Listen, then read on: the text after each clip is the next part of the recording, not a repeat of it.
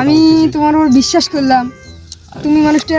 ভাই এটা তো তোমার জমির কথা বলিনি তো, দেখলা এটা তোমার জমির কথা বলিনি তো। আমার এখানেই সাহায্য হইতো কাল্পনিক, তাই অনুগ্রহপূর্বক মন খারাপ করিয়েন না। সবই শোনো,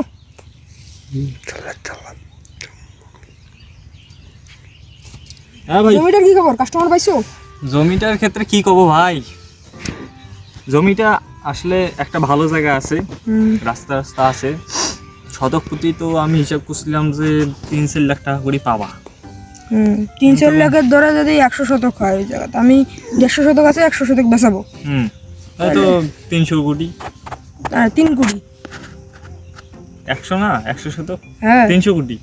হ্যাঁ ঠিক আছে, আচ্ছা যাও খুলো। এখন কথা হচ্ছে যে এই যে 300 কোটি টাকা যে হবে না, এখন বিক্রি করার সময় তো বেশি একটা ঝামেলা হবে না, কিন্তু বিক্রি করার পরেই এই যে এ পাশে আশেপাশে যে বড় ভাইটাই আছে না, তাদের কিছু না দিলে জমিটা বিক্রির সময় ভেজাল করবে।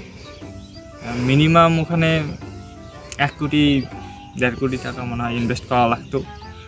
এটা আমি নিচ্ছি না, কিন্তু আমার আর তোমার সম্পর্ক বা এই সম্পর্কটার মাঝে কোনো কিন্তু টাকার সম্পর্ক নেই। আচ্ছা থামো, জিমেলটা লগ আউট করে নিই।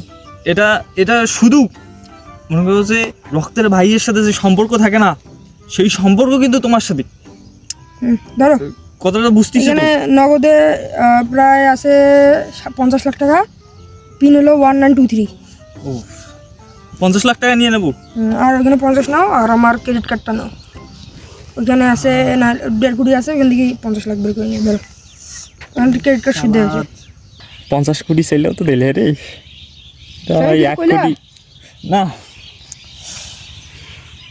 ঠিক আছে ভাই, যদি আবার যদি কোনো সমস্যা মনে হয় তাহলে আপনাকে জানাবো। ও সমস্যা করার দরকার নেই।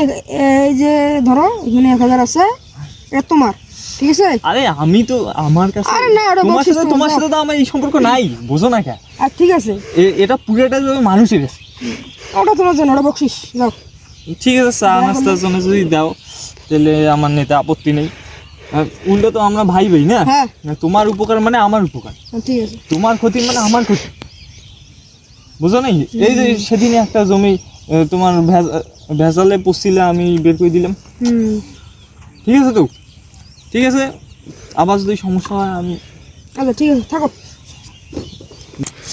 সালাট 1 কোটি টাকা কেন পেলাম, মিনিমাম 50 কোটি কইলেও তো ও দিয়ে দিত।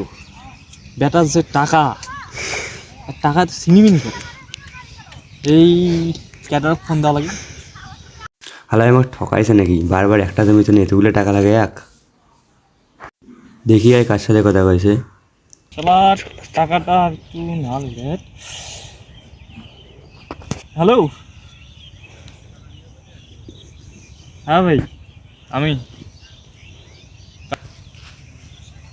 তাহলে ভাই টাকা তো কিছু দিলেও, এখন কথাটা হচ্ছে যে আমি তো ভুলক্রমে 1 কোটি কইছি, মিনিমাম 50 কোটি করলে মনে হয় ভালো হইতো।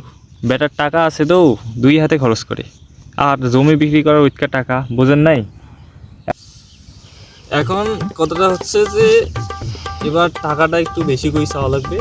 আপনি শুধু জমিটাতে একটু একটু লাড়া দিয়ে, বুঝছেন? আর বাকিটা, আরে 70, বাকিটা আমি দেখি নেবো। আমি ওনাকে যেইটা কব, আরে ওইটাই হবে। আরে আরে কারে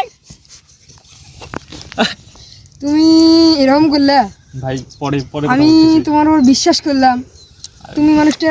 ভাই এটা তো তোমার জমির কথা বলিনি তো, দেখলা এটা তোমার জমির কথা বলিনি তো। আমার জমি বলতে তুমি ওরকম করবে কেন মানুষের সাথে? যাও। না তোমার সাথে আমি কিছু, আমার সাথে কি ওই টাকার সম্পর্ক?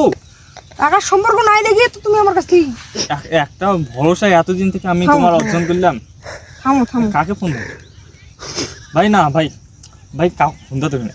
আমরা এত এটা আমরা বসি একটা জায়গায় বসি।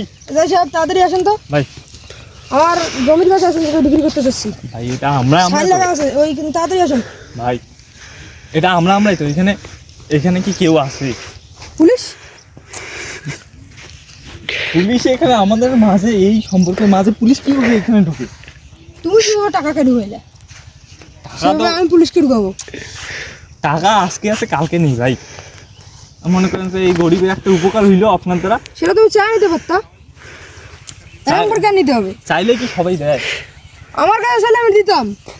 আরে পুলিশ